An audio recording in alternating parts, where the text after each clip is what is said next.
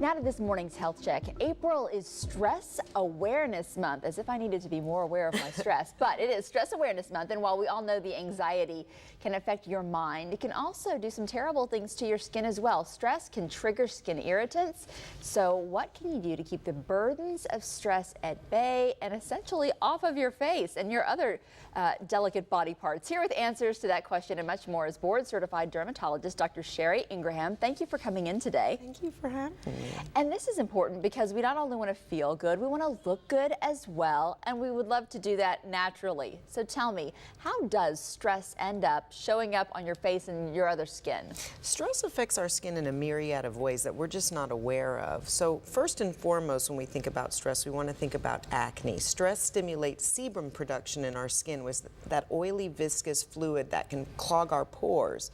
Stress can also stimulate the hyperproliferation of keratinocytes in the hair follicles and clog the glands, and more acne develops. As far as anti-aging is concerned, stress actually can stimulate the release of cortisol, as we know, which stimulates sugars to spread throughout the body, because that's what cortisol does. It's to create that quick release of sugar in our body as a stress hormone. And stress, we know, causes that sugar to bind to the collagen in our skin and form advanced glycation end products. And those make the skin collagen brittle and more aged. So we are looking at a list of possible things that can happen when you're feeling more stress. Skin conditions like psoriasis that you already have can flare up.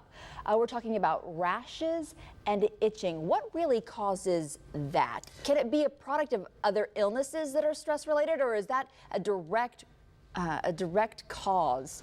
Well, that's a very good question. You know, you really, no matter how much stress you have in your life, if you're not prone to psoriasis, if you don't have the genetic makeup to have psoriasis, stress will not cause you to have psoriasis, but it will exacerbate this.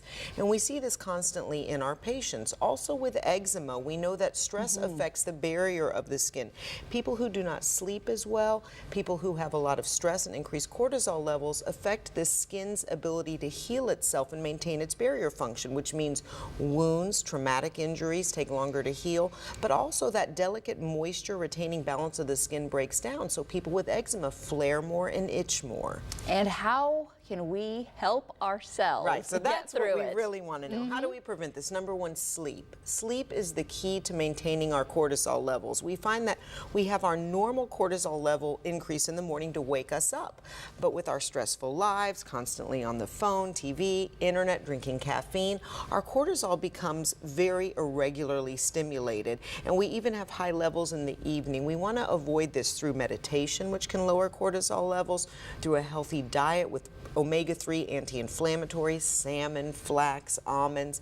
Turn that TV off, turn the ringer off on your phone, meditate, and go to bed. That is the best way to maintain your normal cortisol levels. So often we go to the doctor and say we're not feeling well, we're not feeling like ourselves, but perhaps the first step, like you said, before you even rush to take a medication is perhaps just taking better care of yourself. Simple steps to manage our stress can affect so many different things in our body. Cortisol affects the brain, we know it affects the bones, and now we know it affects the skin and can age us tremendously if left to run on its own rampantly. Oh, we don't like that. All right, going to take care of it. Thank you, Dr. Ingraham, for coming in.